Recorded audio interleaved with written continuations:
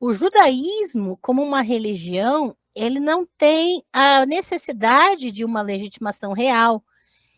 Tem uma pátria portátil. O que significa isso?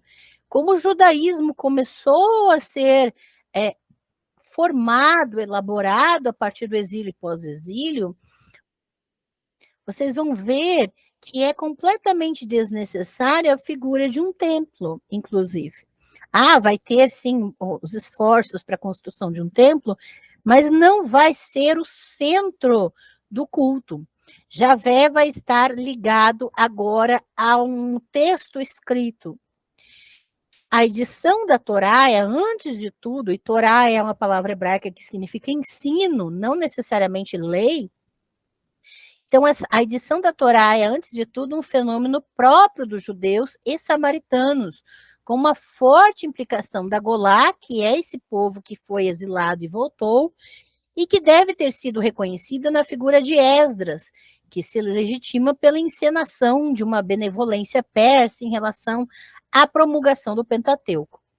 Com a Torá, o judaísmo se torna definitivamente uma religião móvel em torno deste texto, sem a necessidade do templo, mas com uma relação específica com seu povo.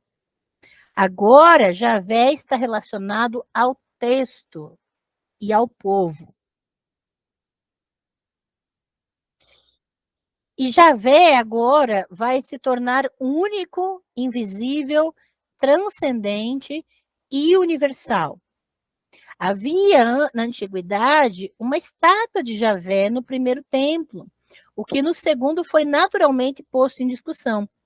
Um exemplo disso nós temos em Isaías 52:8, que diz: Eis a voz das tuas sentinelas, ei-las que levantem sua voz, juntas lançam gritos de alegria, porque com seus próprios olhos vem Javé que volta a Sião.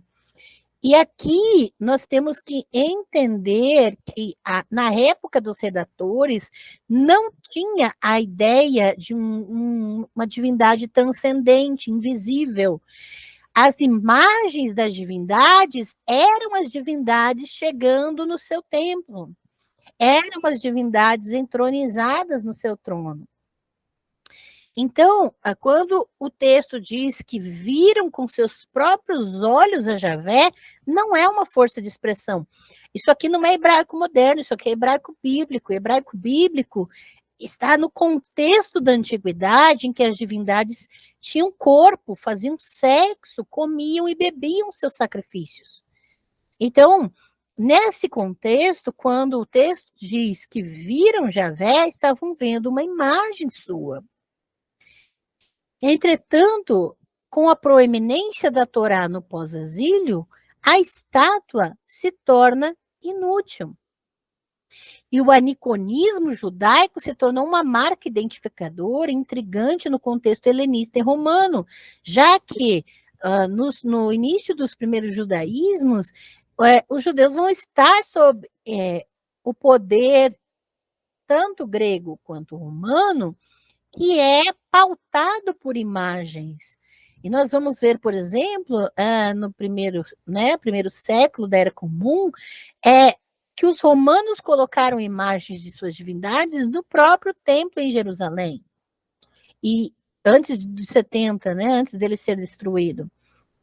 E você vai perceber esse conflito de um Javé que agora vai se tornar invisível, transcendente, universal, a partir dos judaísmos nascentes.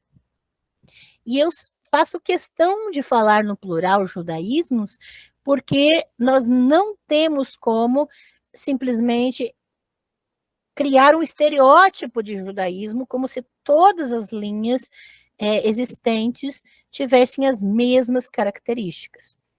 Você pode acessar a playlist Só Lives do meu canal no YouTube, temos lives sobre isso lá também. E aqui, nesse contexto de um Javé transcendente, é muito importante que entendamos que não há nenhuma evidência da decisão supostamente tomada pelo judaísmo por volta do século IV, antes da Era Comum, de não mais pronunciar o nome de Javé e substituí-lo por Senhor ou um nome. Muito pelo contrário, o que nós temos de evidências é que isso nunca ocorreu. Isso é um mito, é uma lenda, porque nós temos inúmeros textos falando o nome de Javé, temos muitos rituais, temos muitas evidências arqueológicas de que o nome de Javé era falado, era escrito, era pronunciado comumente. Então, esse é um mito que existe de que o nome dele não era mais pronunciado.